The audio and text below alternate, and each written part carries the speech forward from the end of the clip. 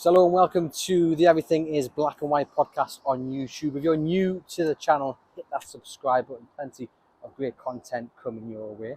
Andrew Musgrave, I'm at St James's Park ahead of Newcastle United versus Brighton.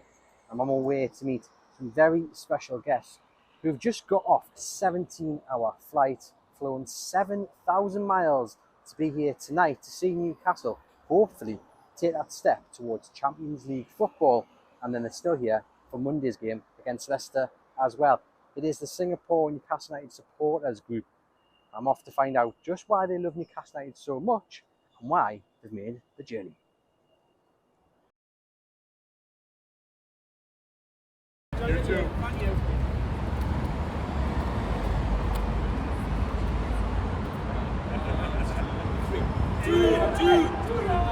You too.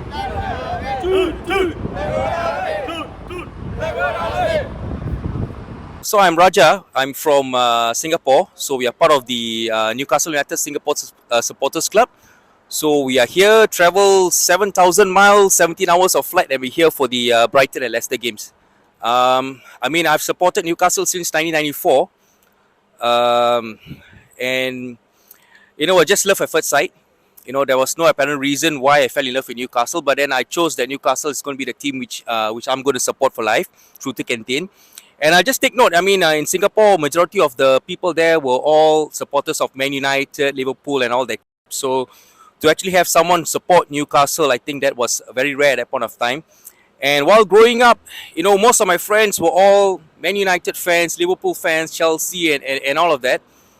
And so, yeah, I had to go through all the jokes, the banter, all of that. But I still stayed strong. And the last time I came here was back in the early 2000s under Sir Bobby Robson. So I had the honor of actually watching Kevin Keegan's team, Sir Bobby Robson's team, through thick and thin. And of course, as much as we had the Kevin Keegan and Sir Bobby's team, we had the downside of Kenny Dalglish, Graham Souness, and all of that. But nothing prepared us for Mike Ashley. I think that was 14 years of our life, which we will never get back. And I could have actually came back. I was actually thinking of coming back during the Mike Ashley era. But then I told myself there was no way I was going to contribute to him financially in any way. So I held back all my love. It was very sad, very tough. But I told myself that if and when we actually have new owners and a new manager, I'll be on a flight here. And I'm actually planning to do it every year from now on. So actually plans are... With the lads, we're actually planning to do it next season, hopefully, Champions League night. And you mentioned there you got to see Sir Bobby Robson's team, Newcastle on the verge of qualifying for the Champions League for the first time since Sir Bobby did it. All right. Just sum up, when I say that to you, Newcastle on the verge of qualifying for the Champions League, what comes into your mind? It's just surreal. It's something which you never expected, Last season, when the owners took over, we were 19 in the league. We were on the verge of relegation. There was no guarantee that we would survive. And from then, this year was, I think majority of us just expected maybe a top 10 finish to just consolidate ourselves in the top half. But, we have done more than that. We have went to a cup final. We have already confirmed we're already going to be in Europe next season. We're already going to be in the Europa League. And at the start of the season, if you had given us that, a top 6 finish and a cup final, we have bitten your hands off. But here we are, last 3 games of the season, the chance of going to the Champions League. So let's give it a go. And I think we'll definitely get the 6 points which we'll need. I think we'll get all the 9 points which we need. Brighton will be tough, no doubt. But then, as the old saying is, why worry about them? Let them worry about us. So here we are.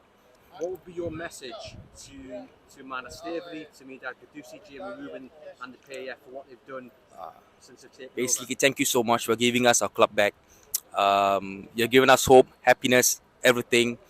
And we just hope this video actually reaches to the club in some way, because we want them to know that Newcastle United have a passionate following right all over the world and at the other end of the world as well. So I just want them to know that how grateful we are for having them as our owners and Eddie Howe as our manager, and we're going to support them no matter what happens.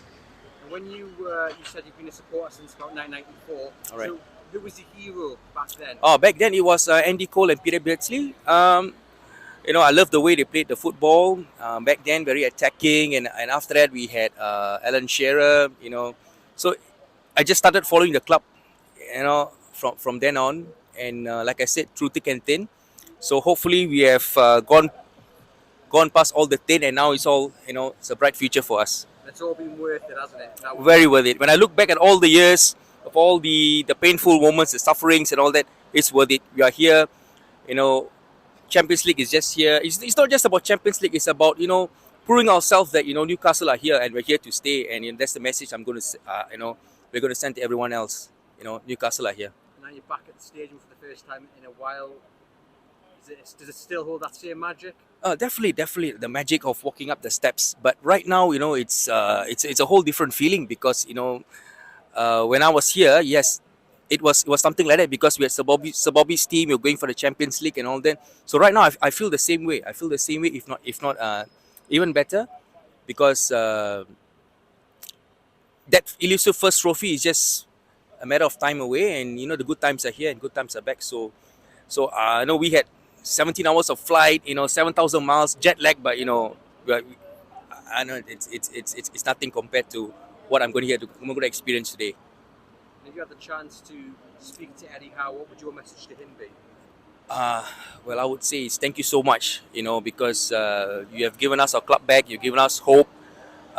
Every week we see a Newcastle team playing for the shirt, which we haven't had recently. We have seen a Newcastle team playing for the shirt, playing for the supporters, and we know that whatever the result, win, lose or draw, we know that this team would have left the field giving 110% for the fans, for the shirt, and that's why we're all here. To support the players, support the team, and thank you very much, Eddie Howe. What is the support for Newcastle United like over in Singapore? Oh, it's magic. It's very unique because at a country where majority of the people who actually support Man United, Liverpool, Chelsea, and all these teams to actually have Newcastle, who back then were not so well known, I think it's amazing. So we started off with just a handful of supporters. Our fan club, we started off in 2001. So we had just a handful. So right now, 2023, we are close to about 2,000 members, and we are growing. And and at the same time, we do want to let our owners and Eddie Howe and the rest of the players know that yes, across the globe, across the other end of the world, you do have this tremendous support. And like I said, the supporters club in Singapore, we're planning to do it every year. And it's not going to be it's not going to just be a one-off trip. We're going to be here next season as well, and hopefully it's going to be Champions League nights at St James's Park.